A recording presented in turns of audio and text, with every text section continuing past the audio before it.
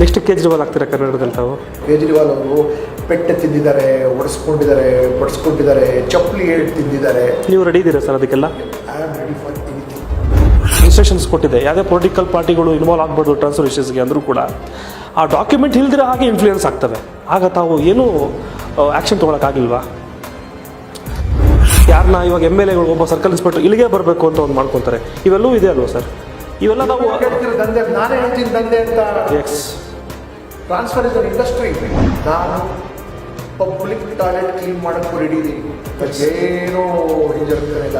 ನಾನು ಯಾವುದೇ ಜಾತಿ ಹುಟ್ಟಿದ್ದೇನೆ ಅದಕ್ಕೆ ನಾನು ಅದಕ್ಕೆ ನನ್ನ ಅಧಿಕಾರಕ್ಕೋಸ್ಕರ ಬರಬೇಕು ಅಂದರೆ ನಾನು ಭಾರತೀಯ ಜನತಾ ಪಾರ್ಟಿ ಅದು ಕಾಂಗ್ರೆಸ್ಗೆ ಹೋಗ್ಬೋದಾಗಿತ್ತು.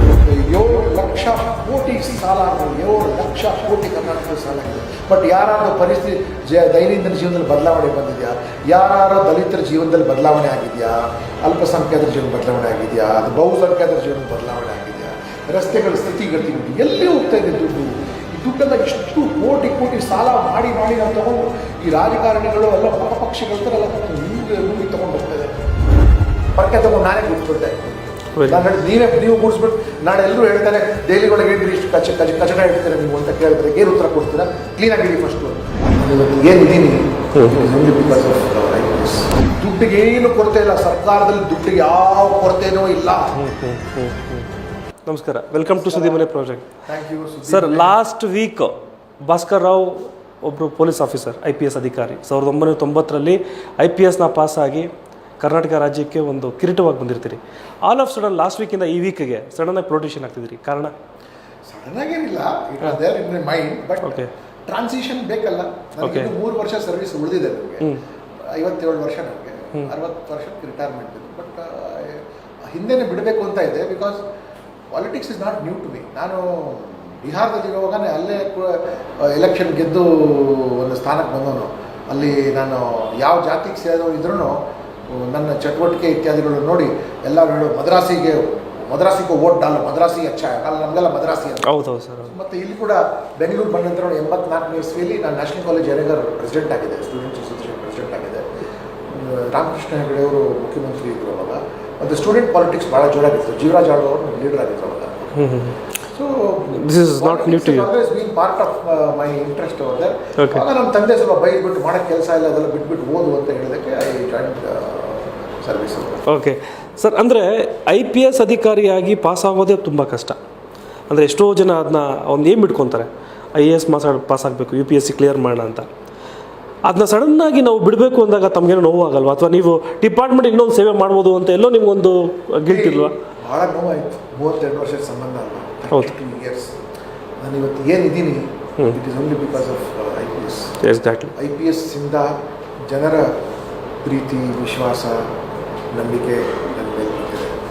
ಇವತ್ತು ರಾಜಕಾರಣದಲ್ಲಿ ನಾನು ಪ್ರವೇಶ ಮಾಡಿ ತಾವು ನನ್ನ ಕಚೇರಿಗೆ ಬಂದು ನನಗೆ ಇಂಟರ್ವ್ಯೂ ಮಾಡ್ತಾಯಿದ್ರೆ ಇದರ ಅರ್ಥ ಏನಿಲ್ಲ. ಏನಂದರೆ ನಾನು IPSಲ್ಲಿದ್ದೆ, ಜನರ ಸಹಕಾರ ನನಗೆ ಸಿಕ್ತು. ಎಕ್ಸಾಕ್ಟ್ಲಿ. ನೋವಂತೂ ಇದ್ದೇ ಇರೋದು. ಯಾಕೆಂದರೆ 32 ಇಯರ್ಸ್ ಒಂದೇ ಸರ್ತಿ ನೀವು ಬಿಟ್ಟು ಬಂದುಬಿಟ್ಟು ನಾನು ನನ್ನ ಯೂನಿಫಾರ್ಮ್ ಎಷ್ಟು ಪವಿತ್ರವಾದ ವಸ್ತ್ರ, ದೇವರ ಮನೇಲಿ ಇಡೋಷ್ಟು ಪವಿತ್ರವಾದ. ಯಾಕಂದರೆ ಅದು ಒಂದು ರೀತಿಯ ಅದು ಹಾಕ್ಕೊಂಡ್ರೇ ನಮಗೆ ಒಂದು ಏನಂತೀರಿ ನೀವು ವಿಶೇಷವಾದ ಬಲ ಬರುತ್ತೆ.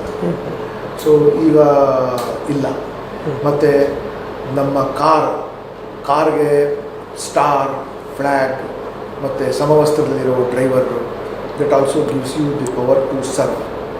ದೆನ್ ನಮ್ಮ ಕಚೇರಿ, ನಮ್ಮ ವ್ಯವಸ್ಥೆ, ಸಂವಿಧಾನದಿಂದ ಕೊಟ್ಟಿರುವಂಥ ಪವರ್ ಎಲ್ಲ ಬೇಡ ಅಂದ್ಬಿಟ್ಟು ಹೊರಗಡೆ ಅದು ಸ್ವ ಇಚ್ಛೆಯಿಂದ ಬೇಡ ಅಂತ ಭಾಳ ನೋವಿನ ಡಿಸಿಷನ್ ಇದು, painful decision. So it is a sacrifice ಅಂತ ಹೇಳ್ತೀರಾ? ಸ್ಯಾಕ್ರಿಫೈಸ್ ಏನಂದರೆ ಅದೇನಾಗಿತ್ತು, that became too comfortable for me. ತುಂಬ ಚೆನ್ನಾಗಿತ್ತು. ಬಟ್ ಏನಂದರೆ ನನ್ನಿಂದ ಯಾರಿಗೇನು ಪ್ರಯೋಜನ ಆಗ್ತಾ ಇರಲಿಲ್ಲ. ತಿಂಗಳಿಗೆ 2 ಲಕ್ಷ ಪಗಾರ ತಗೊಂಡು ಇಷ್ಟೊಂದು ಐಷಾರಾಮಿಯಾಗಿದ್ದು ಯಾರಿಗೋ ನನ್ನ ಬಳಸ್ಕೊಂಡಿಲ್ಲ ಅಂದರೆ ನಾನು ಹೊರಗಡೆ ಬಂದು ಸಾರ್ವಜನಿಕ ಸೇವೆಯಲ್ಲಿ ನೇರವಾಗಿ ನಾನು ಕೆಲಸ ಮಾಡ್ಬೋದು ಅನ್ನೋ ದೃಷ್ಟಿಯಿಂದ ಹೊರಗಡೆ. ಅಂದರೆ ತಮಗೆ ಡಿಪಾರ್ಟ್ಮೆಂಟ್ನಲ್ಲಿ ರಾಜಕೀಯ ಒತ್ತಡಗಳು ಜಾಸ್ತಿ ಇತ್ತು, ನಿಮಗೆ ಯಾವುದೇ ರೀತಿಯಾದ ಒಳ್ಳೆಯ ಹುದ್ದೆಯನ್ನು ಅಥವಾ ಕಚೇರಿನ ಕೊಡದಿರೋ ಕಾರಣಕ್ಕೆ ತಾವು ಎಲ್ಲೋ ದುಡುಕಿದ್ರಿ ಅಂತ ಅನಿಸುತ್ತಾ? ನಾನು ದುಡುಕಿಲ್ಲ. I can tell that one thing. Police commissioner ಕೆಲಸ ಕೇವಲ 1 ವರ್ಷ ಸಿಕ್ತು ನನಗೆ. ನಾನು ಕನ್ನಡದವನು, ಕರ್ನಾಟಕದ ಅಪರೂಪ ಕರ್ನಾಟಕ. ಬಟ್ ನನಗೆ ಎಲ್ಲಿ ಸೇವೆ ಮಾಡಬೇಕು ಅಂತ ಆಸೆ ಇತ್ತಲ್ಲ, ನನಗೇನು ಸಿಗಲಿಲ್ಲ. ಆದರೂ ಕೂಡ ನನಗೇನು ಬೇಜಾರು ಏನಾಗಿರಲಿಲ್ಲ ಆ ಸಮಯದಲ್ಲಿ. But I use to make myself more and more relevant and do my own work. ಈ 3 ವರ್ಷ ಅವಧಿಯಲ್ಲಿ ನನಗೇನು ಅನಿಸ್ಲಿಲ್ಲ ಏನಾದರೂ ಪರಿಣಾಮಕಾರಿಯಾದ ಹುದ್ದೆ ನನಗೆ ಸಿಗ್ಬೋದು ಅಂತ.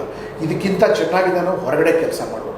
ಇನ್ಫ್ಯಾಕ್ಟ್ 1 ವಾರದಲ್ಲೇ ನಾನು ಏನು ಮಾಡ್ತಾ ಇದ್ದೀನಲ್ಲ, 1 ವಾರದಲ್ಲಿ ಏನು ಮಾಡಿದೆ ನನಗೆ ಅದು ಸುಮಾರು ತೃಪ್ತಿ ತಂದಿದೆ. ಮುಂಬರೋ ದಿನಗಳಲ್ಲಿ ಕೂಡ ನನಗೆ ಈ ರಾಜಕೀಯದಲ್ಲಿ ಹೆಚ್ಚಿಗೆ ತೃಪ್ತಿ. ನಾನೇನು ಅಧಿಕಾರಕ್ಕೋಸ್ಕರ ಬಂದಿಲ್ಲ. ನಾನು ಅಧಿಕಾರಕ್ಕೋಸ್ಕರ ಬರಬೇಕು ಅಂದರೆ ನಾನು ಭಾರತೀಯ ಜನತಾ ಪಾರ್ಟಿ ಅದು ಕಾಂಗ್ರೆಸ್ಗೆ ಹೋಗ್ಬೋದಾಗಿತ್ತು. ಅವ್ರ ಜೊತೆ ಮಾತುಕತೆ ಮಾಡಿಕೊಂಡು ನಾನು MLC ಆಗ್ತೀನಿ, MP ಆಗ್ತೀನಿ, ರಾಜ್ಯಸಭೆ MP ಆಗ್ತೀನಿ, ಚೇರ್ಮನ್ ಆಗ್ತೀನಿ, ಆ ಹುದ್ದೆ ಕೂತ್ಕೊಂಡು ನಾನು ಕೇಳ್ಕೊಂಡು ಹೋಗಿದ್ರೆ ಕೊಟ್ಟಿರೋದು. Because I would have been an asset. Because ನಮಗಿರೋ ದೀರ್ಘ ಸೇವೆಗೆ ನಾನು ಅಲ್ಲಿ ಹೋಗಿಲ್ಲ. ನಾನು ಒಂದು ಆ ಪವರ್ ಇಲ್ದಿರೋವಂಥ ಹೊಸ ಪಕ್ಷಕ್ಕೆ ಬಂದು ಏನಕ್ಕೆ ಸೇರಿಕೊಂಡ್ರೆ ಅಂದರೆ, ಫ್ರಮ್ ದಿ ಬಿಗಿನಿಂಗ್ ಇಲ್ಲಿ ನೋಡಿ, ಸಂಘಟನೆ ಇಲ್ಲ, ದುಡ್ಡಿಲ್ಲ, ಸದಸ್ಯರಿಲ್ಲ, ಆದರೆ ನಾಯಕರು ಮಾಡಿರೋ ಕೆಲಸದಿಂದ ಜನ ಪ್ರಭಾವಿತರಾಗಿದ್ದಾರೆ. ಸೊ ಅದು ಎರಡು ಕನೆಕ್ಟ್ ಮಾಡಿ ನನ್ನ ಕೈಲಾದಷ್ಟು ನಾನು ಪಕ್ಷಕ್ಕೆ, ಅಧಿಕಾರಕ್ಕೆ ಥರ ಪ್ರಯತ್ನ ಮಾಡ್ತಾಯಿದ್ದೀನಿ. ಈಗ ಶುರು ಮಾಡಿದ್ದೀನಿ. ಅದಕ್ಕೆ ನಮ್ಮ ದೆಹಲಿ ಮಾರ್ಗದರ್ಶನ ಇತ್ಯಾದಿಗಳು ಇದ್ದೇ ಇದೆ. ಬಟ್ ನಾನು ಯಾವುದು ಆಸೆಗೆ ಬಿದ್ದು ಇಲ್ಲಿ ಇದು ಸಿಗ್ಬಿಡುತ್ತೆ ನನಗೆ ಅಥವಾ ನಮ್ಮದೆಲ್ಲ, ನನಗೆ ಇನ್ಫ್ಯಾಕ್ಟ್ ಕಳ್ಕೊತಾ ಇದ್ದೀನಿ. I am financially losing. But ನನಗೆ ತೃಪ್ತಿ ತಂದಿದೆ. ಬಿಕಾಸ್ ನನಗೆ ನನ್ನ 2 ಮಕ್ಕಳು ಅವ್ರ ಪಡೆಗೆ ಓದ್ಕೊಂಡು ಈ ಪಾಲಿಟಿಕ್ಸ್ ಬೇಡ, ಸೇವೆಯಿಂದ ಅವ್ರ ಪಡೆಗೆ ದೂರ ಇದ್ದಾರೆ. ಅವರು ನನ್ನ ಶ್ರೀಮತಿ ಡಾಕ್ಟರ್ ಆಗಿದ್ದಾರೆ. ನನಗೊಂದು ಮನೆ ಇದೆ, 2 ಊಟಕ್ಕೆ ಏನು ತೊಂದರೆ ಇಲ್ಲ ನನಗೆ. ಸೊ ಇಷ್ಟಿರುವಾಗ ದೇಶಕ್ಕೆ ವಾಪಸ್ ಏನಾದರೂ ಕೊಡಬೇಕಲ್ಲ, ವಾಪಸ್ ಕೊಡಬೇಕಲ್ಲ, ಎಲ್ಲ ಬರೀ ಪಡ್ಕೊಳ್ತಾ ಇದ್ದರೆ ಎಷ್ಟು ಸಾಕು, ನನಗೆ ಇಷ್ಟು ಸಾಕು. ಓಕೆ ಸರ್, ಈಗ ಆಮ್ ಆದ್ಮಿ ಪಕ್ಷವನ್ನು ಆಯ್ಕೆ ಮಾಡ್ಕೊಂಡ್ರಿ, ಎಷ್ಟು ವರ್ಷದಿಂದ ತಾವು ವಾಚ್ ಮಾಡ್ತಾ ಇದ್ದೀರಿ ಈ ಪಕ್ಷವನ್ನು? ನಾನು ಈ ಪಕ್ಷ ಇಂಡಿಯಾ ಅಗೇನ್ಸ್ಟ್ ಕರಪ್ಷನ್ ಸಲದಿಂದ ನಾನು ವಾಚ್ ಮಾಡ್ತಾ ಇದ್ದೀನಿ. ಓಕೆ, ಭ್ರಷ್ಟಾಚಾರ ವಿರುದ್ಧವಾಗಿ ಇಟ್ ವಾಸ್ ಯುವರ್ ಆಪ್ಷನ್. ನಿಮ್ಗೆ ಅವಾಗ ಯಾವಾಗಲೂ ಕೂಡ ಅದು ಆಪ್ಷನ್ ಆಗಿತ್ತು. It was very state fast in mind. Okay, Kejriwal ಅವರಿಗೆ ನಾನು 2014ರಲ್ಲಿ ಭೇಟಿ ಆಗಿದ್ದೆ. ಅವಾಗಿಂದಲೇ ಅವ್ರ ಜೊತೆ ಸಂಪರ್ಕದಲ್ಲಿ ಇದ್ದೀನಿ. ಮತ್ತು ಅವರು 93 ಬ್ಯಾಚು, ನಾನು 90 ಬ್ಯಾಚ್. Yes sir. ಮತ್ತು ಅವರೇ ಹೇಳಿದ್ರು, ನೀನು ಪೊಲೀಸ್ ಆಫೀಸರ್ ಆಗಿದೆಯಾ, ಒಳ್ಳೆ ಹೆಸರು ಮಾಡಿದ್ಯಾ, ನಿನಗೇನು ಕಷ್ಟ, ನನಗಾದರೂ ಎಷ್ಟು ಕಷ್ಟ ಇದೆ, ನಿನಗಂತೂ ನನಗಿಂತ ಚೆನ್ನಾಗಿ ನೀನು ಕೆಲಸ ಮಾಡ್ಬೋದು ಅಂತ ಅವರೇ ನನಗೆ ಒಂದು ರೀತಿ ಧೈರ್ಯ ಕೊಟ್ಟರು. ಆದರೂ ಸಹ ಅವರೇ ಹೇಳಿದ್ರು, ಪೊಲೀಸ್ ಕಮಿಷನರ್ ಕೆಲಸ ಅದು ಮುಗಿಸ್ಕೊಂಡು ಬಾ, ಆಮೇಲೆ ನೀನು. ಸರ್, ನಾವು ಕೂಡ ನಾನು ವಕೀಲನಾಗಿ ನಿಮ್ಮ ಕಚೇರಿಗೆ ಬಂದಿದ್ದೀನಿ. ನಾವು ಎಷ್ಟೋ ಸಲ ಕಮಿಷನರ್ಗಳಾದಾಗ ಹೋಗಿರ್ತೀವಿ. ಅಲ್ಲಿ ಬಂದಾಗ ಮಾತ್ರ ಒಂದು ಕನ್ನಡಿಗರ ಆಫೀಸ್ ಬಂದಂಗೆ ಆಗ್ತಿತ್ತು. ಅಂದರೆ ನಾವು ಗುಡ್ ಮಾರ್ನಿಂಗ್ ಸರ್ ಅಂದರೆ ನಮಸ್ಕಾರ ಅಂತಿದ್ರಿ ತಾವು. I still remember. So Aam ಆದ್ಮಿಯಲ್ಲಿ ಕನ್ನಡಿಗರು ಇದ್ದಾರಾ ಕರ್ನಾಟಕದಲ್ಲಿ ಅನ್ನೋದು ನನ್ನ ಪ್ರಶ್ನೆ. ಇದ್ದಾರೆ ಅಲ್ಲ, ಇದು ಇವಾಗಿಂದ ಮೊದಲು ಇದ್ದಾರೆ. ಬಹುಶಃ ನಿಮ್ಮ ಕಣ್ಣಿಗೆ ಬಿದ್ದಿಲ್ಲ ಅನ್ಸುತ್ತೆ, ಬಟ್ ಇದ್ದಾರೆ. ಯಾಕಂದರೆ ಯಾವ ರಾಜಕೀಯ ಪಕ್ಷ ಕರ್ನಾಟಕದಲ್ಲಿ ಇದ್ಕೊಂಡು ಬೇರೆ ರಾಜ್ಯದ ಜನ ಇಟ್ಕೊಂಡು ನಡೆಸೋಕ್ಕೆ ಯಾರ ಕೈಲಿ ಆಗಲ್ಲ ಮಾಡಿ. ಬಟ್ ಈಗಾಗಲೇ ಪಕ್ಷ ಎಲ್ಲ ಜಿಲ್ಲೆಯ ತನಕ ಬೆಳೆದಿದ್ದಲ್ಲ. ಎಲ್ಲ ಜಿಲ್ಲೆಯಲ್ಲೂ ಪಕ್ಷಗಳಿದೆ, ಎಲ್ಲ ಜಿಲ್ಲೆಯಲ್ಲೂ ಕೂಡ ಕನ್ನಡಿಗರೇ ಇದ್ದಾರೆ. ಅಲ್ಲಿ ಬೇರೆ ಯಾರು ಕನ್ನಡಿಗರು ಬಿಟ್ಟು ಬೇರೆ ಯಾರು. Correct sir. ಈಗ ಆಮ್ ಆದ್ಮಿ ಅಂದ ತಕ್ಷಣವೇ ಕರಪ್ಷನ್ ಲೆಸ್ ಅಂತ ಒಂದು ಮೋಟೋ ಅಂದ್ಕೊಂಡಿದೆ, ಒಂದು ಸಿನಾರಿಯೋ ಇದೆ. ಈಗ ನಾನು ತಾವು ಡಿಪಾರ್ಟ್ಮೆಂಟಲ್ಲಿ ಇದ್ದಾಗ ತಮ್ಗೆ ಗೊತ್ತಿರುವಂಥದ್ದೇ, ಸಮಾಜಕ್ಕೆ ಗೊತ್ತಿರುವಂತೆ, but there is no proofs. ಒಂದು ವರ್ಗಾವಣೆ ಒಬ್ಬ MLA ಪವರ್ಸ್ ಇಲ್ದಿರೋ ಹಾಗೆ ಅಥವಾ ಒಂದು ಆದೇಶ ಇಲ್ದಿರೋ ಹಾಗೆ ಒಬ್ಬ ಸರ್ಕಲ್ ಇನ್ಸ್ಪೆಕ್ಟ್ರು ಇನ್ನೊಂದು ಸ್ಟೇಷನ್ಗೆ ಹೋಗೋಕ್ಕೆ ಸಾಧ್ಯವಿಲ್ಲ, ಮತ್ತು ಒಬ್ಬ ಸಬ್ ಇನ್ಸ್ಪೆಕ್ಟರ್ ಅಪಾಯಿಂಟ್ ಆಗೋಕ್ಕೆ ಸಾಧ್ಯವಿಲ್ಲ. ಅಥವಾ ಒಂದು ವರ್ಗಾವಣೆ ಅಂದರೆ ಸಾಕು, ಒಂದು ರಾಜಕೀಯ ವ್ಯಕ್ತಿಗಳು ಕೈ ಹಾಕ್ತಾರೆ. As we all know, high court ಒಂದು ಇನ್ಸ್ಟ್ರಕ್ಷನ್ಸ್ ಕೊಟ್ಟಿದೆ, ಯಾವುದೇ ಪೊಲಿಟಿಕಲ್ ಪಾರ್ಟಿಗಳು ಇನ್ವಾಲ್ವ್ ಆಗಬಾರ್ದು ಟ್ರಾನ್ಸ್ಫರ್ ಇಶ್ಯೂಸ್ಗೆ. ಅಂದರೂ ಕೂಡ ಆ ಡಾಕ್ಯುಮೆಂಟ್ ಇಲ್ದಿರೋ ಹಾಗೆ ಇನ್ಫ್ಲೂಯೆನ್ಸ್ ಆಗ್ತವೆ. ಆಗ ತಾವು ಏನೂ ಆ್ಯಕ್ಷನ್ ತೊಗೊಳಕ್ಕಾಗಿಲ್ವಾ? ಇವಾಗ ತಾವು ಎಕ್ಸ್ಪ್ಲೋರ್ ಆಗಲೇಬೇಕು ಸರ್ ಈ ವಿಷಯದಲ್ಲಿ. ಯಾಕಂದರೆ this is your first step of Aam Aadmi. ನೀವು ಜನರು ಆಮ್ ಆದ್ಮಿ ಕಡೆ ತಿರುಗಿ ನೋಡಬೇಕು. ಜಗಳ ಮಾಡಿದ್ರೆ ಏನು ಗೊತ್ತಾ, you have to look at a bigger picture. Okay, but bigger picture ಒಳಗೆ if corruption only start becoming big, that's why it quit and came out. ಆಚೆ ನನಗೆ ಡೋಂಟ್ ಫರ್ಗೆಟ್, ನಾನು ಸಾರಿಗೆ ಆಯುಕ್ತ ಕೂಡ ಇದ್ದೆ, one of the most corrupt department are the most corrupt department. ನಾನು ಅಲ್ಲಿರೋ ಅಧಿಕಾರಿ ಸಿಬ್ಬಂದಿಗೆ ಅಟೆನ್ಷನ್ ಡೈವರ್ಟ್ ಮಾಡಿ ಅಭಿವೃದ್ಧಿ ಕೆಲಸಗಳ ಕಡೆ ತಗೊಂಡ್ಬಂದು ಅದರಲ್ಲೇ ಅವ್ರಿಗೆ ಬ್ಯುಸಿ ಇಡ್ತಾ ಇದೆ. ಅವರಿಗೆ ನೀವು ಭ್ರಷ್ಟರಾಗಬೇಡಿ, ನಿಮ್ಗೆ ಪನಿಷ್ಮೆಂಟ್ ಕೊಡ್ತೀನಿ ಅಂದರೆ ಅವರೆಲ್ಲ ನನ್ನ ಮೇಲೆ ತಿರುಗಿಬಿಡ್ತಾರೆ. You have to do a strategy that ಅವ್ರಿಗೆ ಬೇರೆ ಅಭಿವೃದ್ಧಿ ಕೆಲಸಗಳಲ್ಲಿ ಅವ್ರಿಗೆ ಟರ್ನ್ ಮಾಡಿ ಬ್ಯುಸಿಯಾಗಿಟ್ಟು ಅವ್ರಿಗೆ ಒಳ್ಳೆ ರಿವಾರ್ಡ್ ಆ್ಯಂಡ್ ರೆಕಗ್ನಿಷನ್ ಕೊಟ್ಟರೆ ಎಲ್ಲರಿಗೂ ನೋಡಿ ಯಾರಿಗೆ ಇಷ್ಟ ಆಗುತ್ತೆ ಭ್ರಷ್ಟರಾಗಿರಬೇಕು ಅಂತ ಯಾರಿಗೆ ಇಷ್ಟ ಆಗುತ್ತೆ. ಮತ್ತು ಭ್ರಷ್ಟರಾಗಿರೋದು ಅಧಿಕಾರಿಗಳ ಕೆಲಸ ಅಲ್ಲ, ಯಾರೋ ಅವ್ರಿಗೆ ಮೇಲಿಂದ ಭ್ರಷ್ಟರಾಗಿ ಇಟ್ಟಿರ್ತಾರೆ. ಇಲ್ಲದ್ರೆ ಮೇಲ್ಗಡೆ if the agenda says that ಎಲ್ಲರೂ ಕ್ಲೀನ್ ಆಗಿರಬೇಕು ಅಂದರೆ ಕೆಳಗಡೆ ಯಾರಿಗೂ ಭ್ರಷ್ಟರಾಗಿರೋಕ್ಕೆ ಸಾಧ್ಯವಿಲ್ಲ. ಮೇಲ್ಗಡೆಯಿಂದನೇ ಭ್ರಷ್ಟಾಚಾರಕ್ಕೆ ನೀವು ಹಸಿರು ನಿಶಾನೆ ತೋರಿಸಿದ್ರೇ ಭ್ರಷ್ಟಾಚಾರದ ಗಾಡಿ ಮುಂದೆ ಹೋಗುತ್ತೆ ಕೆಳ ಹಂತ ತನಕ. ನೀವು ಅಲ್ಲೇ ಕೆಂಪು ಬಾವುಟ ತೋರಿಸಿ ಇದನ್ನು ನಾನು ಸಹಿಸೋದಿಲ್ಲ ಅಂದರೆ ಭ್ರಷ್ಟಾಚಾರನೂ ಆಗಲ್ಲ, ಉತ್ತಮ ಸೇವೆನೂ ನಡೆಯುತ್ತೆ. ನಿಮ್ಮ ಕಚೇರಿನೇ ತಗೊಳ್ಳಿ, ನೀವು ಯಾವ ಸಂಸ್ಥೆ ಒಳಗೆ ಕೆಲಸ ಮಾಡ್ತಿರಲ್ಲ ಅಲ್ಲಿ ನಿಮ್ಮ ಸಂಸ್ಥೆ ಒಳಗೆ ನಿಮ್ಮ ಹಿರಿಯ ನಾಯಕರು ಅಥವಾ ಎಲ್ಲಕ್ಕಿಂತ top most person if is tolerating nonsense and nuisance, ಮಧ್ಯದಲ್ಲಿ ಯಾರು ಪ್ರಾಮಾಣಿಕ ಅವ್ರು ಮಾತಾಡೋಕೆ ಹೋದರೆ ಅವ್ನು ಕಪ್ಪಾಳಕ್ಕೆ ಬಡಿಸ್ಕೋತಾನೆ, ನೀನು ಯಾವನು ಹೇಳೋಕ್ಕೆ ಅಲ್ಲಿ ಮೇಲ್ಗಡೆ ಎಲ್ಲ ಕರೆಕ್ಟಾಗಿ ಹೇಳೋದು. ಕರೆಕ್ಟ್. ಸೊ ಎಲ್ಲರ ಪರಿಸ್ಥಿತಿ ಅದಾಗುತ್ತೆ. ಸೊ ನನ್ನ ಪ್ರಶ್ನೆ ಸರ್, ಪೊಲೀಸರವರು ರಾಜಕೀಯ ವ್ಯಕ್ತಿಗಳ ಕೈ ಕೆಳಗಡೆ ಇದ್ದಾರೆ, ಅವ್ರು ಹೇಳ್ದಂಗೆ ಇವ್ರು ನಡ್ಕೊಳ್ತಾರೆ ಅನ್ನೋದು ನಿಮ್ಮ ಅನುಭವ ಆಗಿದೆಯಾ ಡಿಪಾರ್ಟ್ಮೆಂಟಲ್ಲಿ? ರಾಜಕೀಯ ವ್ಯಕ್ತಿ ಅಂತ ಹೇಳ್ಬಿಡಿ, ಸರ್ಕಾರ ಅಂತ ಹೇಳಿ. ಸರ್ಕಾರದ ಕೆಳಗಡೆ ಆಯಿತು, ಸರ್ಕಾರದ ಕೆಳಗಡೆ ಇದ್ದಾರಾ sir? That is the system. And there is also transfers ಏನಿದೆ, ಈ ಟ್ರಾನ್ಸ್ಫರ್ಸ್ ದಂಧೆ ಅಂತ ನಾವು ಹೇಳ್ತೀವಿ. ಯಾರನ್ನ ಇವಾಗ MLAಗಳು ಒಬ್ಬ ಸರ್ಕಲ್ ಇನ್ಸ್ಪೆಕ್ಟರ್ ಇಲ್ಲಿಗೆ ಬರಬೇಕು ಅಂತ ಒಂದು ಮಾಡ್ಕೊತಾರೆ, ಇವೆಲ್ಲವೂ ಇದೆ ಅಲ್ವಾ ಸರ್? ಇವೆಲ್ಲ ನಾವು ಹೇಳ್ತಿರೋ ದಂಧೆ, ನಾನೇ ಹೇಳ್ತೀನಿ ದಂಧೆ ಅಂತ. Yes, transfer is an industry. Yes. ಇವರು ಮಾತನಾಡುವಾಗ ಬರೀ ನಾನು ಅಲ್ಲೂ ಆ ಸ್ಥಳಕ್ಕೆ ಹೋಗಬೇಕು, ಈ ಸ್ಥಳಕ್ಕೆ ಹೋಗಬೇಕು, ಅಲ್ಲಿ ಹೋದ ನಂತರ ಬರೀ ಒಂದು ಪಾಯಿಂಟ್ ಅಜೆಂಡಾ ಒಳಗೆ ಇರ್ತಾರೆ. ಅದರಿಂದ ಯಾರು ಕಳ್ಕೊಳ್ಳೋರು ಯಾರು? ಜನಸಾಮಾನ್ಯರು ಕಳ್ಕೊತಾರೆ. ಒಂದು FIR ಮಾಡಿಸ್ಬೇಕು. ಮತ್ತು ನೀವು ಬರೀ ಪೊಲೀಸ್ ಇಲಾಖೆ ಒಂದೇ ತಗೋಬೇಡಿ, ಎಲ್ಲ ಡಿಪಾರ್ಟ್ಮೆಂಟ್ ಕತೆ ಹಂಗಾಗಿದೆ. S S. ಅಂದರೆ ನಾನು ಪೊಲೀಸ್ ಡಿಪಾರ್ಟ್ಮೆಂಟ್ ಯಾಕೆ ತೊಗೊತಿದ್ದೀನಿ ಅಂದರೆ, ಭಾಸ್ಕರ್ ಅವರು ಈ ವಾಸ್ ಅ ಪ್ರಾಂಪ್ಟ್ ಆಫೀಸರ್. ವಿಧಾನಸಭೆಯಲ್ಲಿ ಯಾವುದೇ ಒಂದು ಮಾತು ತಮ್ಮ ಮೇಲೆ ಬಂದಾಗ ಅವರು ಬೇಜಾರು ಮಾಡಿಕೊಂಡ್ರು ಕೂಡ ನಾವು ಕೇಳಿದ್ದೀವಿ. ಮತ್ತು ಕೊರೋನಾ ಟೈಮಲ್ಲಿ ಬೆಂಗಳೂರನ್ನ ಹೇಗೆ ನಡೆಸ್ಕೊಂಡು ಹೋಗಬೇಕು ಅನ್ನೋದನ್ನು ಕೂಡ ಭಾಸ್ಕರ್ ಅವರು ತಿಳಿಸ್ಕೊಟ್ರು. ಸೊ ಆ ಅಭಿಮಾನದಲ್ಲಿ ಕೇಳ್ತಾ ಇದ್ದೀನಿ ಸರ್, ಈಗ ಆಮ್ ಆದ್ಮಿ ಪಕ್ಷದಲ್ಲಿ ಈ ಮುಂದೆ ಏನಾದರೂ ಒಂದು ಒಳ್ಳೆ ಭವಿಷ್ಯವಿದ್ದು ಈ ಪಕ್ಷ ಬಂದರೆ ಇಂಥ ಒಂದು ದಂಧೆಗಳು ಮತ್ತು ಇಂಥ ಒಂದು ಟ್ರಾನ್ಸ್ಫರ್ಸ್ಗಳು ಏನು ಕರಪ್ಷನ್ ಇದ್ದಾವಲ್ಲ, ಇದು ನಿಲ್ಲಿಸ್ಬೋದಾ ನಮ್ಮ ಕರ್ನಾಟಕದಲ್ಲಿ? ಜನರಿಗೆ ಬೇಕಾಗಿಲ್ಲ, ಅಧಿಕಾರಿಗಳಿಗೂ ಬೇಕಿಲ್ಲ. ಏನಂದರೆ ನಿಮಗೆ ಗವರ್ನೆನ್ಸ್ ಸರಿ ಇಲ್ಲ ಅಂದರೆ ಎಡ ಬಲ ದಾರಿ ಮೇಲೆ ಕೆಳಗೆ ದಾರಿ ಹಿಡ್ಕೊಂಡು ಎಲ್ಲ ಆಗುತ್ತೆ. ಡಿಸಿಪ್ಲಿನ್ಡ್ ಆಗಿ ಇದೆ. ನಮ್ಮ ಜನನೇ ಬೇರೆ ದೇಶಕ್ಕೆ ಹೋಗ್ತಾರಲ್ಲ, ಎಷ್ಟು ಡಿಸಿಪ್ಲಿನ್ಡ್ ಆಗಿರ್ತಾರೆ ಅಲ್ಲಿಗೆ. ನಮ್ಮಲ್ಲಿ ಡಿಸಿಪ್ಲಿನೇ ಹಾಳು ಮಾಡಿಬಿಟ್ಟಿದ್ದಾರೆ, ವ್ಯವಸ್ಥೆನೇ ಮುರಿದಾಕ್ಬಿಟ್ಟಿದ್ದಾರೆ. ಯಾರ ವ್ಯವಸ್ಥೆ ಹಿಡಿಯಕ್ಕೆ ಹೋದರೆ ಅವ್ರ ಮೇಲೇ ಕೆಣ್ಣಗಣ್ಣು ಇಟ್ಬಿಟ್ಟು ಅವ್ರಿಗೆ ಅವಮಾನ ಮಾಡಿ ಅವ್ರಿಗೆ ಕಡೆಗಣಿಸಿ ಅವ್ರಿಗೆ ಒಂದು ಮೂಲೆ ಕೊಡಿಸ್ಬಿಡ್ತಾರೆ. ನೀವು ಸಿಸ್ಟಮ್ ನೀವು ಇಂಡಿವಿಜುವಲ್ಗೆ ಹಾಳು ಮಾಡಿದ್ರೆ ಆಯಿತು, ಇಂಡಿವಿಜುವಲ್ ಚೇತರಿಸ್ಕೊಳ್ತಾರೆ. ನೀವು ಸಿಸ್ಟಮ್ಗೆ ಹಾಳು ಮಾಡಿಬಿಟ್ರೆ ಜನರ ಮೇಲೆ ದ್ರೋಹ ಮಾಡ್ತೀರಿ ನೀವು ಅಷ್ಟೇ. ಪೊಲೀಸ್ ಇಲಾಖೆ ಒಂದು ಸಿಸ್ಟಮ್, ನೀವು ಸಿಸ್ಟಮ್ಗೆ ಹಾಳು ಮಾಡಿಬಿಟ್ರೆ ಜನರಿಗೆ ಅದ್ರ ಮೇಲೆ ನಂಬಿಕೆ. ಆದರೂ ಕೂಡ ನಮ್ಮ ಪೊಲೀಸ್ ಸಿಬ್ಬಂದಿ ಪಾಪ ಎಷ್ಟು ಕಷ್ಟಪಟ್ಟು ಕೆಲಸ ಮಾಡ್ತಾರೆ, ಎಷ್ಟು ಒಂದು ರೀತಿ ನಾವು ಯೂನಿಫಾರ್ಮ್ ಗೌರವ. ಯಾಕಂದರೆ ನಮ್ಮ ಟ್ರೈನಿಂಗ್ ಇದಲ್ಲ, police department training is very, ಅದು ಆ ಟ್ರೈನಿಂಗ್ ಜೊತೆ ನಮ್ಗೆ ಕಾಂಪ್ರಮೈಸ್ ಮಾಡೋಕ್ಕಾಗಲ್ಲ. ಗೊತ್ತಾ, ನಮಗೆ ಬಿಸಿಲಲ್ಲಿ ನಾನು ನೋಡಿದೆ 2 ಗಂಟೆ ಮಧ್ಯಾಹ್ನ ಬಿಸಿಲಲ್ಲಿ ಜನ ಎಲ್ಲ ಮನೆ ಒಳಗಿರುವಾಗ ಬಿಸಿಲಲ್ಲಿ ನಿಂತ್ಕೊಂಡು ಪರೇಡ್ ಮಾಡಿ ಬೇವ್ಕೊಂಡು ಲಾಠಿ ಡ್ರಿಲ್ ಇರಲಿ, ವೆಪನ್ ಡ್ರಿಲ್ ಇಟ್ಕೊಂಡು ಯಾರಿಗೋಸ್ಕರ ಮಾಡ್ತೀವಿ? ದೇಶಕ್ಕೋಸ್ಕರ ಮಾಡ್ತೀವಿ. ಬೇರೆ ಯಾವ ಇಲಾಖೆಯಲ್ಲಿ ಕೂಡ ಆಗಲ್ಲ. ಒಂದು ಆರ್ಮಿಲಾಗತ್ತೆ, ಒಂದು ಪೊಲೀಸಲ್ಲಾಗತ್ತೆ. ಯಾರಿಗೋಸ್ಕರ ಮಾಡ್ತೀವಿ? ಇಷ್ಟೊಂದು ರಾಜಕೀಯವಾಗಿ ಅವರಿಗೆ ನಿರ್ಬಲ ಮಾಡೋಕ್ಕೆ ಪ್ರಯೋಜನ ಮಾಡಿದ್ರು ಸಹ ಯಾವುದೇ ರೀತಿಯ ಸವಾಲುಗಳು ಸರ್ಕಾರದ ಮುಂದೆ ಬಂದ್ರೂ ಪೊಲೀಸ್ ಇಲಾಖೆ ಅತ್ಯಂತ ವಿನಯದಿಂದ ಹಾಗೂ ಶಿಸ್ತಿಂದ ಅದು ಪಾಲನೆ ಮಾಡ್ತಾರೆ. ಇಲ್ಲ ನಾವು ಮಾಡಲ್ಲ ಅಂತ ಒಂದು ದಿನ ಧ್ವನಿ ಎತ್ತಿಲ್ಲ. ಅವ್ರ ಮೇಲೆ ಅನ್ಯಾಯ ಮಾಡಿದ್ರೂ ರಾಜ್ಯವನ್ನು ಕಾಪಾಡಬೇಕು, ನಾವು ಕೂಡ ನುಂಗ್ಕೊಂಡು ನಮ್ಮ ಮೇಲೆ ಜನರ ರಕ್ಷಣೆ ಮಾಡಬೇಕು ಅನ್ನೋ ದೃಷ್ಟಿಯಿಂದ ನಾವು ಸ್ಟ್ರೈಕ್ ಹೋಗಲ್ಲ, ಯಾರ ವಿರುದ್ಧ ಮಾತಾಡೋಕ್ಕೆ ಹೋಗಲ್ಲ, ಯಾರಿಗೆ ವಾಪಸ್ ಹಿಂದೆ ಉತ್ತರ ಕೊಡೋಕ್ಕೆ ಹೋಗಲ್ಲ ನಾವು. ಸೊ ಅದರ ಅರ್ಥ ಇದು ನಮ್ಮ ಟ್ರೈನಿಂಗ್, ಗ್ರೌಂಡ್ ಮೇಲೆ ಟ್ರೈನಿಂಗ್ ಕೊಟ್ಟಿದಾರಲ್ಲ, ಅದು ನಮ್ಮ ಮತ್ತು ನಮ್ಮ ನಿರ್ಬಂಧಗಳೇ ಇರ್ತೀವಲ್ಲ.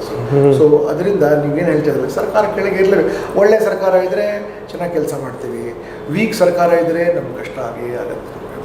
Sir, what is your aim sir ಪೊಲಿಟಿಕ್ಸಲ್ಲಿ? ಕಮೌಟ್ ಆಫ್ ದ ಡಿಪಾರ್ಟ್ಮೆಂಟ್ ಅವದೆ ತುಂಬ ಗೌರವದಿಂದ ಹೊರಗಡೆ ಬಂದು ಆಮ್ ಆದ್ಮಿ ಪಕ್ಷದ ನಾಯಕನಾಗಿದ್ದೀನಿ. ನೆಕ್ಸ್ಟ್ ಕೇಜ್ರಿವಾಲ್ ಆಗ್ತೀರಾ ಕನ್ನಡದಲ್ಲಿ ತಾವು? ನೋಡಿ, ಕೇಜ್ರಿವಾಲ್ ಕೇಜ್ರಿವಾಲ್ ಆಗಬೇಕು ಅಂದ್ರೂ ಭಾಳ ಸುಲಭ ಕೇಜ್ರಿವಾಲ್ ಅವರು ಪೆಟ್ಟೆ ತಿಂದಿದ್ದಾರೆ, ಒಡಿಸ್ಕೊಂಡಿದ್ದಾರೆ, ಬಡಿಸ್ಕೊಂಡಿದ್ದಾರೆ, ಚಪ್ಪಲಿ ಏಟ್ ತಿಂದಿದ್ದಾರೆ. ನೀವು ರೆಡಿ ಇದ್ದೀರಾ ಸರ್ ಅದಕ್ಕೆಲ್ಲ? I am ready for anything. ನಾನು ಪಬ್ಲಿಕ್ ಟಾಯ್ಲೆಟ್ ಕ್ಲೀನ್ ಮಾಡೋಕ್ಕೂ ರೆಡಿ ಇದ್ದೀನಿ. ನನಗೇನೂ ಹಿಂಜರಿಗ್ತಾನೆ ಇಲ್ಲ. ನಾನು ಯಾವುದೇ ಜಾತಿ ಹುಟ್ಟಿದ್ದೀನಿ ಅದಕ್ಕೆ ಐ ಡೋಂಟ್ ಕೇರ್. ಇವತ್ತು ಕೂಡ ನಾನು ರಾಮನವಮಿ ಪ್ರಯುಕ್ತ ಪಾನಕ ಹಂಚ್ತಾ ಇದ್ರು ನಮ್ಮವರು. ಅಲ್ಲಿ ನೋಡಿದ್ರೆ ಎಲ್ಲ ಕಡೆ ಇದಿತ್ತು. ನಾನು ಹೇಳಿದೆ, ಯಾರಾದ್ರೂ ಪರ್ಕೆ ತೊಗೊಂಡು ನಾನೇ ಗುಡಿಸ್ಬಿಟ್ಟೆ. ನಾನು ಹೇಳಿದೆ, ನೀವು ಗುಡಿಸ್ಬಿಟ್ಟು ನಾಳೆ ಎಲ್ಲರೂ ಹೇಳ್ತಾರೆ ದೆಹಲಿಗಳಿಗೆ ಏನ್ರಿ ಇಷ್ಟು ಕಚಡ ಇಡ್ತೀರಾ ನೀವು ಅಂತ ಕೇಳಿದ್ರೆ ಏನು ಉತ್ತರ ಕೊಡ್ತೀರಾ? ಕ್ಲೀನಾಗಿ ಇಡಿ ಫಸ್ಟು ಅಂತ. ಸೊ ನಾನು ಏನು ಹೇಳ್ತೀನಿ ಸಾಧ್ಯವಾದಷ್ಟು ನಡ್ಕೊಂಡು ಹೋಗೋಕ್ಕೆ ನಾನು ಪ್ರಯತ್ನ ಮಾಡ್ತೀನಿ. Very nice sir. Sir, Aam Aadmi ಸೇರಿದ ಮೇಲೆ ನೀವು ಇಲ್ಲಿ ಲೋಕಲ್ ಪಾರ್ಟಿ ಅಥವಾ BJP ಅಥವಾ ಕಾಂಗ್ರೆಸ್ ನಾಯಕರು ಕರೆ ಮಾಡಿದ್ರ ನೀವು ನಮ್ಮ ಪಕ್ಷದಲ್ಲೇ ಸೇರ್ಬೋದಿತ್ತು ಅಂತ? ನೋಡಿ, ನನ್ನ ಮಿತ್ರರು ಇದ್ದಾರೆ ಎಲ್ಲ ಪಕ್ಷದಲ್ಲೂ. ಪಾಪ ಅವ್ರಿಗೆ ಕೆಲವ್ರಿಗೆ ಏನಪ್ಪ ಭಾಸ್ಕರ್ ರಾವ್ ಹಿಂಗೆ ಮಾಡಿಬಿಟ್ಟಲ್ಲ, ನೀವು ನಮಗೆ ಬಿಟ್ಟು ನೀವು ಹೋಗ್ಬಿಟ್ಟು. ಆದರೂ ಸಹ ಈಗ ಈ ಸೇರಿದ ಬಂದ ನಂತರ ನಾವು ಅವ್ರ ಜೊತೆ ವೈಯಕ್ತಿಕವಾದ ಸಂಬಂಧ ನಾನೇನು ಕಳ್ಕೊಳ್ಳಿಲ್ಲ. ನಾನು ನನ್ನ ರಾಮನವಮಿತ್ತು, ಅವರು ನನಗೆ ಗ್ರೀಟಿಂಗ್ಸ್ ಕಳಿಸಿದ್ರು, ನಾನು ಕೂಡ ಅವ್ರಿಗೆ ಗ್ರೀಟಿಂಗ್ಸ್ ಕಳಿಸಿದೆ. ಕಾಂಗ್ರೆಸ್ಸಲ್ಲಿ ಕೂಡ ಸ್ನೇಹಿತರಿದ್ದಾರೆ. DK ಶಿವಕುಮಾರ್ ಅವರು ಕೂಡ ನನಗೆ ತುಂಬ, ಬೊಮ್ಮಾಯಿ ಸಾಹೇಬರು ಕೂಡ ಅವರು ತಂದೆ ಕಾಲದಿಂದಲೇ ನಾನು ಅಲ್ಲಿ DCP ಇರೋ ಸಮಯದಿಂದ ಅವ್ರ ಜೊತೆ ಭಾಳ ಹತ್ತಿರದ ಒಡನಾಟ. ವೈಯಕ್ತಿಕ ಸಂಬಂಧಗಳು ಮಾತ್ರ ನಾವು ಕಳ್ಕೊಳ್ಳಿಲ್ಲ. ನಮಗೆ ಐಡಿಯಾಲಜಿಕಲ್ ಡಿಫ್ರೆನ್ಸಸ್ ಏನಿದೆ ನಾವು ಅದನ್ನು. ಈಗ ಭಾಸ್ಕರ್ ರಾವ್ ಅವ್ರನ್ನ ಭೇಟಿ ಆಗಬೇಕು ಅಂದರೆ ನಿರ್ಬಂಧಗಳು ಜಾಸ್ತಿ ಇದ್ವು. ಅಪಾಯಿಂಟ್ಮೆಂಟ್ ತೊಗೊಬೇಕಾಗಿತ್ತು ಆಗ ಸರ್. ಯಾವ ಯಾಕೆ ಹಂಗೆ ಹೇಳ್ತೀರಾ ನೀವು? ನಿಮ್ಗೆ ಯಾವಾಗ ಗೊತ್ತಂದ್ರೆ ಭಾಸ್ಕರ್ ರಾವ್ ಮೀಟ್ ಮಾಡೋದು ಎಲ್ಲಕ್ಕಿಂತ ಸುಲಭ ಅಲ್ಲ ಸರ್. ಕಮಿಷನರ್ ಆಗಿದ್ದಾಗ ತಮ್ಮನ್ನ ತೊಗೊಬೇಕು ಅಂದರೆ ಅಪಾಯಿಂಟ್ಮೆಂಟ್ ತೊಗೊಬೇಕು. ಮತ್ತು ಬಂದಾಗ ಅಲ್ಲಿ ಬರ್ತಿರೋಂಥ ಜನಗಳೇ ಬೇರೆ. ಈಗ ತಾವು ಪೊಲಿಟಿಕ್ಸ್ ಬಂದಮೇಲೆ ಇಲ್ಲಿ ಯಾವ ನಿರ್ಬಂಧವೂ ಇಲ್ಲ.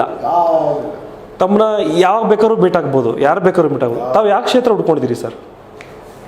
ನಾನೇ ಬ್ಯಾಂಗ್ಳೂರ್ ಸಿಟಿಲಿ ಈ ಎಲ್ಲ ಕಡೆ ಕೆಲಸ ಮಾಡಿದ್ದೀನಿ. ಇಲ್ಲಿಗೆ ನೋಡೋಣ, ಇನ್ನೊಂದು ಟೈಮ್ ಇದೆ. ಜಸ್ಟ್ ಒಂದು ಮಾರಾಥನ್ ಆಗಿದೆ. ಹುಟ್ಟಿ ಬೆಳೆದಿದ್ದೆಲ್ಲ ಬಸವನಗುಡಿಲಿ ನಾನು. ಬಟ್ ಈ ಸಲ ಕಂಟೆಸ್ಟ್ ಮಾಡೋದು ನಿಜ. ಇದೆಲ್ಲ ಜಯನಗರ, ನಮ್ಮ ನೆಂಟರೆಲ್ಲ ಪದ್ಮನಾಭ ನಗರದಲ್ಲಿದ್ದಾರೆ, ನಮ್ಮ ಸ್ನೇಹಿತರೆಲ್ಲ ಮಲ್ಲೇಶ್ವರಮಲ್ಲಿದ್ದಾರೆ. ಸೊ ಎಲ್ಲ ಕಡೆ ಜನ ಇದ್ದಾರೆ. ಈಗ ಹಳೆ ತಲೆಗಳು ಏನು ಆಮ್ ಆದ್ಮಿ ಪಾರ್ಟಿಗಳಿದ್ವು, ಅಂದರೆ ಯುವಕರು ಅವಾಗಿಂದ ಹೋರಾಟ ಮಾಡ್ಕೊಂಬಂದಿರೋಂಥವ್ರು, ಅವರನ್ನು ನಾವು ಮರೆಯೋಂಗೆ ಇಲ್ಲ ಸರ್. ಅವರು ತಮ್ಮ ಬಂದ ಮೇಲೆ, ತಾವು ಈ ಪಕ್ಷಕ್ಕೆ ಬಂದ ಮೇಲೆ ಅವರ ಒಂದು ಹುಮ್ಮಸ್ ಜಾಸ್ತಿ ಆಗಿರ್ಬೋದಾ? ನೋಡಿ, ನಾನು ಯಾವಾಗಲೂ ಯುವಕರ ಜೊತೆ ಕೆಲಸ ಮಾಡಿದವನು. ನನಗೆ ವಯಸ್ಸಾದರೂ ಸಹ ನಾನು ಒಬ್ಬ ವಯಸ್ಸಾದ ಹುಡುಗ ಇದ್ದೇನೆ. ನಾನು ಅವ್ರ ಜೊತೆನೇ ನಾನು ಬೆರೆತ್ಕೊಂಡು ಇರ್ತೀನಿ. ಅಲ್ಲಿಗೆ ನಾನು 2 ವರ್ಷ ಹಿಂದೆ ತನಕ ನಾನು ಮ್ಯಾರಥಾನ್ ಓಡ್ತಾ ಇದ್ದೆ. ನಾನು ಸೈಕ್ಲಿಂಗ್ ಕೂಡ ಮಾಡ್ತಾ ಇದ್ದೆ. ಇತ್ತೀಚೆಗೆ ಮಾತ್ರ ಡಾಕ್ಟರ್ ದೇವಿ ಶೆಟ್ಟಿ ಅವರು ಹೇಳಿದ್ರು, ಜಾಸ್ತಿ ಹೈ ಇಂಟೆನ್ಸಿಟಿ ಹೋಗ್ಬೇಡಿ ನೀವು, ಸೈಕ್ಲಿಂಗ್ ಮಾಡಿ ಮತ್ತು ಯೋಗ ಮಾಡಿ ಇತ್ಯಾದಿಗಳಂತ. ಬಟ್ ಆದರೂ ನನಗೆ ಒಳಗಡೆ ಇನ್ನೂ ಅನಿಸುತ್ತೆ ರನ್ನಿಂಗ್ ನಾನು ಮಾಡಬೇಕು ಅಂತ. ನೆನ್ನೆ ಕೂಡ ಇಲ್ಲಿ ಸ್ಟೇಡಿಯಮಲ್ಲಿ ಒಳ್ಳೆ ರನ್ನಿಂಗ್ ಪ್ರೋಗ್ರಾಮ್ ನಡೀತು. ತೇಜಸ್ವಿ ಸೂರ್ಯ ಮಾನ್ಯ ಸಂಸದರು ಒಬ್ಬರು ವಯಸ್ಸಾದವರು ಕೈ ಹಿಡ್ಕೊಂಡು ಬಂದಿದ್ದಕ್ಕೆ ನನಗೆ ತುಂಬ ಸಂತೋಷ ಆಯಿತು. ಓಕೆ. ಬಟ್ ನನಗನ್ನಿಸ್ತು, ನಾನು ಯಾಕೆ ನನಗೆ ಅವಕಾಶ ಸಿಗಲಿಲ್ಲ ಆಗಲಿ ಸರ್. ಆ್ಯಂಡ್ ಎಸ್ಪೆಷಲಿ ಸರ್, ಈಗಿನ ಯೂತ್ಸು ಪೊಲಿಟಿಕಲ್ ಬಗ್ಗೆ ಜಾಸ್ತಿ ಇಂಟ್ರೆಸ್ಟ್ ಇದೆ. ಇತ್ತೀಚೆಗೆ ಯುವಕರಿಗೂ ರಾಜಕೀಯ ಬಗ್ಗೆ ಜಾಸ್ತಿ ಅವೇರ್ನೆಸ್ ಬಂದಿದೆ. ಎಕ್ಸಾಕ್ಟ್ಲಿ. ಮುಂಚೆ ಎಲ್ಲ ವೋಟಿಂಗ್ ಬರೀ 50-50%. ಇವತ್ತು ಇಲ್ಲ, ನಾವು ವೋಟ್ ಹಾಕಬೇಕು, ನಮ್ಗೆ ಗೊತ್ತಾಗಬೇಕು ನಮ್ಮ ಲೀಡರ್ ಯಾರು ಅಂತ.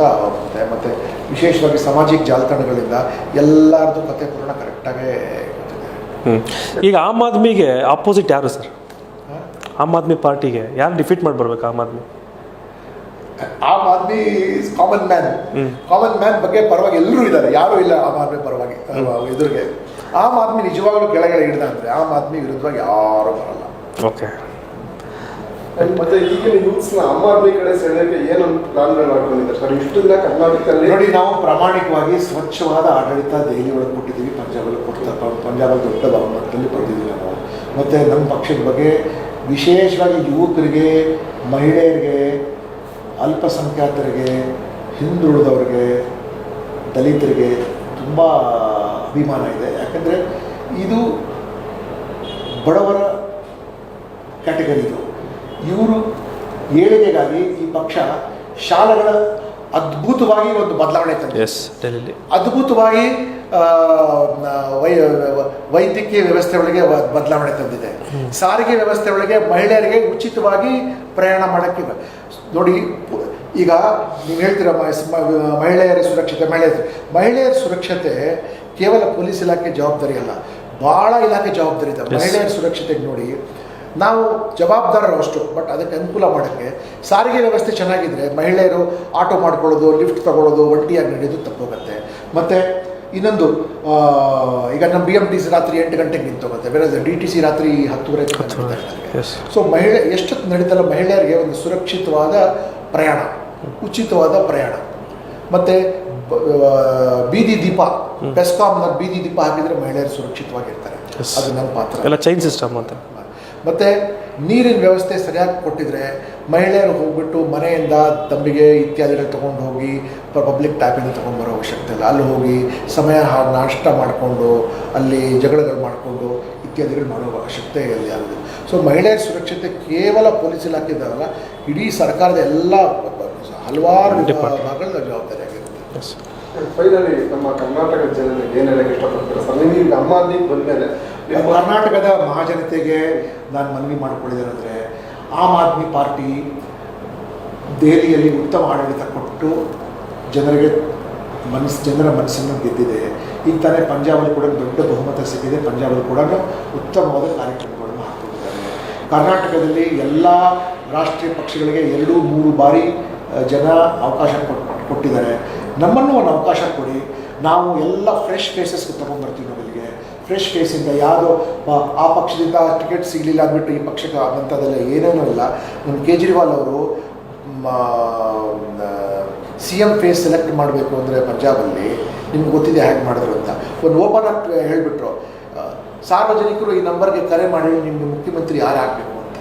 ಭಗವಂತ ಮಾನವರು ಕೆಲವರು ಸಿದ್ದು ಹೆಸರು ಕೂಡ ಹೇಳಿದ್ರು. ಸಿದ್ದು ಅವರು ಅಲ್ವೇ ಅಲ್ಲ, ಬರ್ನಾಲ್ ಅವರ ಹೆಸರು ಕೂಡ ಹೇಳಿದ್ರು. ಅವ್ರು ನಮ್ಮ ಪಕ್ಷದವರೇ ಅಲ್ಲ. ಬಟ್ ಏನಂದರೆ ಅಷ್ಟು ಡೆಮಾಕ್ರೆಟಿಕ್ ಆಗಿ ಡಿಸೆಂಟ್ರಲೈಸ್ ಮಾಡಿ ನಾವು ತೀರ್ಮಾನ ತಗೊಳ್ತೀವಿ. ಸುಮ್ಮನೆ ಏಕಾಏಕಿಯಾಗಿ ಇವರಿಗೆ ನಮ್ಮ ಪಕ್ಷದ ಮುಖಪುಟ ಅಂತ ಅವ್ರು ಹೇಳೋದಿಲ್ಲ. ಅವರು ಕೂಡ ಅಲ್ಲಿ ಕೂಡ ತುಂಬ ಸ್ಟಡಿ ಮಾಡಿ, ಬಟ್ ನಮ್ಮ ಪಕ್ಷದಲ್ಲಿ ಈ ಸ್ಥಳ ಬೇಕು, ಆ ಸ್ಥಳ. ನಮ್ಮ ಪಕ್ಷದಲ್ಲಿ ನಾವು ನಮ್ಮ ಕಾರ್ಯಕರ್ತರ ಮೇಲೆ ಪ್ರಭಾವ ಬೀರಿ ಕೆಲಸ ಮಾಡೋದು ನಮ್ಮ ಕಮಿಟ್ಮೆಂಟಿಂದ, ಅಧಿಕಾರದಿಂದ. ಫೇಸ್ ಮಾಡ್ತಾ ಇದ್ದೀರಾ ಈ ದುಡ್ಡು ಎಲೆಕ್ಷನ್ ಅಂದ್ರೆ ದುಡ್ಡು ಅಂತ ಹೇಳ್ತಾರೆ. ದುಡ್ಡು ಚೆಲ್ಲಿ ಅದು ಹೋಗ್ಬೇಕದು.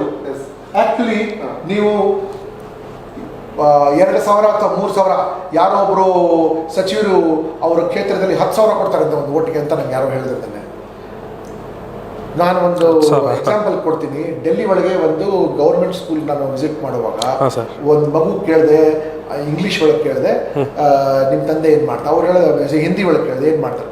ತುರುತಾಗಿ ಹೇಳಿದ್ರಿ, ಇವಾಗ ಇಂಗ್ಲೀಷ್ ಮಾತಾಡೋಕ್ಕೆ ಬರುತ್ತೆ, ಒಂದು ಇಂಗ್ಲೀಷಲ್ಲಿ ಮಾತಾಡಿ ಅಂತ ಕೇಳುವಾಗ ಆ ಮಗು ಏನು ಹೇಳ್ತಾರೆ, ನಮ್ಮಪ್ಪ ರೋಡಲ್ಲಿ ಇಸ್ತ್ರಿ ಮಾಡ್ತಾರೆ, ನಮ್ಮ ತಾಯಿ ಹಿಂದೆ ಮನೇಲಿ ಕೆಲಸ ಮಾಡ್ತಾಯಿದ್ರು. ಈಗ ನಮ್ಮ ಮನೆಯಲ್ಲಿ ಕೆಲಸ ಮಾಡೋದು ನಮ್ಮ ತಾಯಿ ಬಿಟ್ಟಿದ್ದಾರೆ. ಯಾಕಂದರೆ ನನಗೆ ಸ್ಕೂಲ್ ಫೀಸಲ್ಲಿ ಉಳಿತಾಯ ಆಗ್ತಾಯಿದೆ, ಬೇರೆ ಕಡೆ ಹೋಗ್ತಾರೆ, ಸ್ಕೂಲ್ ಫೀಸ್ ಉಳಿತಾಯ ಆಗಿದೆ. ಮತ್ತು ನಮ್ಮ ಅಜ್ಜಿಗೆ ಮೆಡಿಕಲ್ ಬಿಲ್ ಎಲ್ಲ ಝೀರೋ ಆಗಿಬಿಟ್ಟಿದೆ. ಯಾಕೆಂದರೆ ನಮಗೆ ಆಮ್ ಆದ್ಮಿ ಕ್ಲಿನಿಕಲ್ಲಿ ಹೋಗ್ತದೆ. ಸೊ ಅದರಿಂದ ನಾವು ನಮ್ಮ ಮನೇಲಿ ಏರ್ ಕಂಡೀಷ್ನರು ಮತ್ತು ರೆಫ್ರಿಜರೇಟರ್ ತೊಗೊಂಡಿದ್ದೀವಿ. ಇದಕ್ಕೆ ನೀವು ಬೆಲೆ ಕಟ್ಟೋಕ್ಕಾಗತ್ತಾ? ಇದೆರಡು ಸೇರಿ ಏರ್ ಕಂಡೀಷ್ನರ್ಗೆ ಒಂದು 35,000 ರೂಪಾಯಿ ಆಗುತ್ತೆ, ಫ್ರಿಜ್ಗೆ 30,000 ರೂಪಾಯಿ ಆಗುತ್ತೆ. ಎಕ್ಸಾಕ್ಟ್ಲಿ. ಸೊ ನೋಡಿ, ಈ ರೀತಿ ಬದಲಾವಣೆ ತರ್ತಾ ಇದ್ದೀವಿ ನಾವು. ಮತ್ತು ನಾವೆಲ್ಲ ಹೋಗಬೇಕು ಅಂದರೆ ನಮ್ಮ ತಾಯಿಗೆ ಬಸ್ಸಲ್ಲಿ ಟಿಕೆಟ್ ಆಗೋದಿಲ್ಲ. ಸೊ ಅದರಿಂದನೂ ನಾವು ದುಡ್ಡು ವ್ಯವಸ್ಥೆ ಇದೆ. ಮತ್ತು ಅಲ್ಲಿ 200 ಯೂನಿಟ್ಸ್ ತನಕ ಫ್ರೀ ಎಲೆಕ್ಟ್ರಿಸಿಟಿ ಕೊಡ್ತಾರೆ ಅಲ್ಲಿಗೆ. ನೀರು ಕೂಡ ಒಂದಿಷ್ಟು ಲಿಮಿಟ್ಸ್ ತನಕ ಫ್ರೀ ಇದೆ ಅಲ್ಲಿಗೆ. ಆ್ಯಂಡ್ ಆದರೂ ಕೂಡ ಸಾಲನೂ ಮಾಡಿಲ್ಲ, ತೆರಿಗೆನೂ ಜಾಸ್ತಿ ಮಾಡಿಲ್ಲ. ಸೊ ಎಕನಾಮಿಕ್ಸ್ ಚೆನ್ನಾಗಿದೆ ತಾನೆ. ಇಲ್ಲಿ ನೋಡಿ, 7 ಲಕ್ಷ ಕೋಟಿ ಸಾಲ, 7 ಲಕ್ಷ ಕೋಟಿ ಕರ್ನಾಟಕದಲ್ಲಿ ಸಾಲ ಆಗಿದೆ. ಬಟ್ ಯಾರಾದರೂ ಪರಿಸ್ಥಿತಿ ದೈನಂದಿನ ಜೀವನದಲ್ಲಿ ಬದಲಾವಣೆ ಬಂದಿದೆಯಾ? ಯಾರು ದಲಿತರ ಜೀವನದಲ್ಲಿ ಬದಲಾವಣೆ ಆಗಿದೆಯಾ? ಅಲ್ಪಸಂಖ್ಯಾತರ ಜೀವನ ಬದಲಾವಣೆ ಆಗಿದೆಯಾ? ಅದು ಬಹುಸಂಖ್ಯಾತರ ಜೀವನದಲ್ಲಿ ಬದಲಾವಣೆ ಆಗಿದೆಯಾ? ರಸ್ತೆಗಳ ಸ್ಥಿತಿಗತಿ ನೋಡಿ, ಎಲ್ಲಿ ಹೋಗ್ತಾ ಇದೆ ದುಡ್ಡು? ಈ ದುಡ್ಡೆಲ್ಲ ಇಷ್ಟು ಕೋಟಿ ಸಾಲ ಮಾಡಿ ನಾವು ತಗೊಂಡು, ಈ ರಾಜಕಾರಣಿಗಳು ಎಲ್ಲ ಬಕಪಕ್ಷಿಗಳ ಥರ ಎಲ್ಲ ನುಂಗಿ ತಗೊಂಡು ಹೋಗ್ತಾ ಇದ್ದಾರೆ. ಇವರೆಲ್ಲ ಓಡಾಡ್ತಾರಲ್ಲ, ನೀವು ಪ್ರಶ್ನೆ ಮಾಡಬೇಕು ಮಾಧ್ಯಮದಲ್ಲಿ. ನೀವು ವಕೀಲರು ಅಂತ ಹೇಳಿದ್ರಲ್ಲ, ನೀವು ಪ್ರಶ್ನೆ ಮಾಡಿ, ಸ್ವಾಮಿ ನಿಮಗೆ BMW ಕಾರ್ ಎಲ್ಲಿಂದ ಬಂತು? ನಿಮಗೆ ಈ ಇದು ಏನಂತೀರ ನೀವು, ದಟ್ ರೋಲ್ಸ್ ರಾಯ್ಸ್ ಕಾರ್ ಎಲ್ಲಿ ಯಾವ ದುಡ್ಡಲ್ಲಿ ತೊಗೊಂಡ್ರಿ ನೀವು? ನೀವೇನು ಕೃಷಿ ಕೆಲಸ ಮಾಡಿದ್ರಾ ಅಥವಾ ನೀವು ಫ್ಯಾಕ್ಟ್ರಿ ಇಟ್ಕೊಂಡು ಕೆಲಸ ಮಾಡಿದ್ರಾ? ನಿಮಗೆ ನಿಮಗೆ ಬಂತು? ಯಾವುದಾದ್ರೂ 12 NGOಗಳು ಇಟ್ಕೊಂಡು ಅಲ್ಲಿ ಪ್ರಾಫಿಟ್ ಬಂತು, ಇವ್ರು ದುಡ್ಡು ಕೊಟ್ಟರು, ಅವ್ರು ದುಡ್ಡು ಕೊಟ್ಟರು ಅಂತ. ಅದಕ್ಕೆಲ್ಲ ಅವರು ಸರ್ಕಾರದಿಂದ ಒಂದು ಎಸ್ಕಾರ್ಟ್ ಪೈಲಟ್ ಬೇರೆ ಮಾಡಿಕೊಂಡು ಅರ್ಹತೆ ಇಲ್ಲದ್ರು. ಭ್ರಷ್ಟಾಚಾರ ಎಷ್ಟು ಎಷ್ಟು ಗಗನ ತುಂಬಿ ಬಾಯಾಕಾಶಕ್ಕೆ ಹೋಗ್ಬಿಟ್ಟಿದೆ ಅಂದರೆ ನಿಮ್ಮ ದುಡ್ಡು ನಮ್ಮ ದುಡ್ಡು ತಗೊಂಡು ಕೆಲವೇ ಜನ ಮಜಾ ಮಾಡ್ತಾ ಇದ್ದಾರೆ. ನಾವು ಕೂತ್ಕೊಂಡು ಸುಮ್ಮನೆ ಚರ್ಚೆ ಮಾಡಿ ಮಾಡಿ ಮಾಡಿ ಟೈಮ್ ವೇಸ್ಟ್ ಮಾಡ್ತೀವಿ. ಇದಕ್ಕೆ ನಮಗೆ ವಿ ಡೋಂಟ್ ಡಿಸರ್ವ್ ದಿಸ್. ನಮಗೆ ಇನ್ನೂ ಉತ್ತಮ ಆಡಳಿತ ಬೇಕು. ನಾವು ಕೊಡೋ ಟ್ಯಾಕ್ಸ್ಗೆ ನಿಮಗೆ ನನಗೆ ಒಳ್ಳೆ ಆಡಳಿತ ಬೇಕು. ಇಂಥ ರಸ್ತೆ ಬೇಕಾ ನಿಮಗೆ, ಇಂಥ ನೀರಿನ ವ್ಯವಸ್ಥೆ ಬೇಕಾ ನಿಮಗೆ, ಇಂಥ ವಿದ್ಯುತ್ ವ್ಯವಸ್ಥೆ ಬೇಕಾ ನಿಮಗೆ, ಇಂಥ ಸಾರಿಗೆ ವ್ಯವಸ್ಥೆ ಬೇಕಾ ನಿಮಗೆ. ದುಡ್ಡಿಗೆ ಏನು ಕೊರತೆ ಇಲ್ಲ. ಸರ್ಕಾರದಲ್ಲಿ ದುಡ್ಡಿಗೆ ಯಾವ ಕೊರತೆನೂ ಇಲ್ಲ, ಯಾವ ಕೊರತೆನೂ ಇಲ್ಲ. ಎಲ್ಲಿ ಹೋಗ್ತಾ ಇದೆ? ನೀವು ಸಾಲನೂ ಮಾಡಿದ್ದೀರಾ, ಟ್ಯಾಕ್ಸು ಹಾಕಿದ್ದೀರಾ, ನೀವು ದುಡ್ಡು ಸಾಕಾಗಲ್ಲ ಅಂತೀರ. ನೀವು ಇಂಟರ್ನ್ಯಾಷನಲ್ ಗ್ರಾಂಟ್ ಬರುತ್ತೆ, ನ್ಯಾಷನಲ್ ಗ್ರಾಂಟ್ ಬರುತ್ತೆ. ಕೇವಲ ನೋಡಿದ್ರೆ ನೀವು ಆಯಿತು, ನಿಮ್ಮ ಮೊಮ್ಮಕ್ಕಳಾಯಿತು, ನಿಮ್ಮ ಮರಿ ಮಕ್ಕಳಾಯಿತು, ಅವರೆಲ್ಲ ನೋಡಿದ್ರೆ ದೊಡ್ಡ ದೊಡ್ಡ ಕಾಂಪ್ಲೆಕ್ಸ್ ಕಟ್ಕೊಳ್ತೀರಿ ನೀವು. ಮತ್ತು ಐಶೋ ಆರಾಮ್ ಏರ್ ಕಂಡೀಷನ್ ಕಾರ್, ದೊಡ್ಡ ದೊಡ್ಡ ಬೆನಿಸ್ ಅಂತೆ, ಆಡಿ ಮತ್ತು ವೋಲ್ವೋ ಕಾರಲ್ಲಿ ನಿಂತ್ಕೊಂಡು ಯಾವ ದುಡ್ಡಲ್ಲಿ ತೊಗೊಳ್ತೀರ ನೀವು? ಎಲ್ಲಿಂದ ಬಂತು? ಸ್ವಲ್ಪ ಹೇಳಿ ನೀವು ಎಲ್ರಿಗೂ ಪ್ರಶ್ನೆ ಮಾಡಿ. ನೀವು ಅವ್ರಿಗೆ ಎಲ್ಲಿಂದ ಬಂತು ಈ ದುಡ್ಡು ನಿಮಗೆ? ಅದೆಲ್ಲ ನಾನು ನೋಡಿ ನೋವಾಗಿ ನಾನು ಹೊರಗಡೆ ಬಂದಿದ್ದೆ. ಅಂಡ್ ಇತ್ತೀಚಿನ ದಿನಗಳಲ್ಲಿ ಸರ್, ಒಂದು ಸಮುದಾಯದ ಮೇಲೆ ಅವರು ಡ್ರೈವರ್ ಆಗಿದ್ರೆ ಆ ಗಾಡಿಯಲ್ಲಿ ತುಂಬಾರದು ಅಥವಾ ನಾವೆಲ್ಲ ಭಾರತೀಯರು, ನಾವು ಒಂದು ತಾಯಿ ಮಕ್ಕಳು. ಈ ದೇಶದಲ್ಲಿ ಯಾರು ಇದ್ರೆ ಇರೋದು, ಯಾರು ಹಿಂದೂಗಳು, ಯಾರು ಮಾಡಿದ್ರು, ಅವರು ನಮ್ಮ ಜನನೇ, ಅವರು ಭಾರತೀಯರು. ಅವ್ರೇನು ಬೇರೆ ಅವ್ರೇನು ಇಡ್ಲಿ ಉಪ್ಪಿಟ್ಟು ದೋಸೆ ತಿನ್ನೋರಲ್ಲಿ ಅವರು ತಾನೇ ಇದೇ ಸಮುದಾಯ ನಮ್ಮ ಭಾಷೆ ಮಾತಾಡೋದು. ಅವ್ರಿಗೆ ಅವರು ರಿಲಿಜಿಯಸ್ ಪ್ರಾಕ್ಟೀಸ್ ಏನಿದೆ ತಗೊಂಡ ತಕ್ಷಣ ನಿಮಗೆ ಅದು ಇದಕ್ಕಿಂತ ಇವತ್ತೇ ನಿಮಗೆ ನಾಲ್ಕು ಬಂದ್ಬಿಡ್ತಾ ಇಲ್ಲಿಗೆ. ಅದರಲ್ಲಿ ತಿದ್ದುಪಡಿ ತರೋದಿದ್ರೆ ಅವ್ರಿಗೂ ವಿಶ್ವಾಸಕ್ಕೆ ತಗೊಳ್ಳಿ. ಮತ್ತು ಸರ್ಕಾರ ಹೆಂಗಂದ್ರೆ ಒಂದು ಕುಟುಂಬ ಇದ್ದಂಗೆ. ನಿಮ್ಗೆ ಯಾರು ವೋಟ್ ಹಾಕಿಲ್ವಲ್ಲ ಅವರು ಕೂಡ ನಿಮ್ಮ ಕುಟುಂಬಕ್ಕೆ ಸೇರಿದವ್ರು. ಎಕ್ಸಾಕ್ಟ್ಲಿ. ಸಮಾಧಾನದಿಂದ ಒಂದು ಸಿಚುವೇಶನ್ ತೆಗಿಬೋದಲ್ಲ. ಒಬ್ಬರಿಗೆ ಹಾಕಿ ಮೂಲೆಗೆ ತಳ್ತಾ ಇದ್ರೆ ಅವ್ರು ನಮ್ಮನ್ನು ಬಿಟ್ಟು ದೇಶ ಹೊರಗಡೆ ಸಹಾಯ ಕೇಳಿದ್ರೆ ಎಲ್ಲೂ ಏನು ಮಾಡ್ತೀರಿ ನೀವು? ಆಮೇಲೆ ಅವ್ರ ಮೇಲೆ ಇನ್ನೂ ಕೇಸ್ಗಳು ಹಾಕಿ ಇನ್ನೂ ಒಂದಿಷ್ಟು ಅನುಮಾನ ಮಾಡ್ಬೋದು. Correct sir. Sir however thanks for your time. Thank you very much. ಮತ್ತು ನೀವು ಬಂದ ಮೇಲೆ ಆಮೇಲೆ ಒಂದು ಬದಲಾವಣೆ ಖಂಡಿತವೂ ಆಗಿದೆ. ನಿಮ್ಮ ಸಹಕಾರ ಬೇಕು. ಖಂಡಿತ ಸರ್. ಬದಲಾವಣೆಗಾಗಿ ಬೇಕು, ಒಂದು ರೀತಿಯ ಉತ್ತಮ ಆಡಳಿತಕ್ಕಾಗಿ ನಿಮ್ಮ ಸಹಕಾರ ಬೇಕಾಗಿದೆ. ನಾವು ತಪ್ಪು ಮಾಡಿದ್ರೆ ನಮ್ಮ ಕಿವಿ ಹೆಂಡು ನಮಗೆ ಸಹಕಾರ ನಿಲ್ಲಿಸ್ಬಿಡಿ ಅಷ್ಟೇ. ನಾನು ಆಮ್ ಆದ್ಮಿಲಿ ಎಷ್ಟೋ ಜನ ಇಂಟ್ರೂ ಮಾಡಿದ್ದೀನಿ ಸರ್, ಎಲ್ಲರೂ ಮಾಡ್ತಾ ಇರ್ತೀನಿ. ಮೋಹನ್ ದಾಸ್ರಿ ಆಮ್ ಆದ್ಮಿ ಅನ್ಸಂದ್ರೆ ಒಂದು it's not a religion, it's humanity ಅಂತ ಅನ್ಸುತ್ತೆ ಯಾವಾಗಲೂ. ಅಂದರೆ ಮನುಷ್ಯರನ್ನ ಒಂದು ಕಡೆ ಕೂರಿಸ್ಕೊಂಡು ನಿಧಾನವಾಗಿ ತಾಳ್ಮೆಯಿಂದ ಮಾತಾಡ್ತೀರಿ. All the best for your future. Thank you sir. Thank you.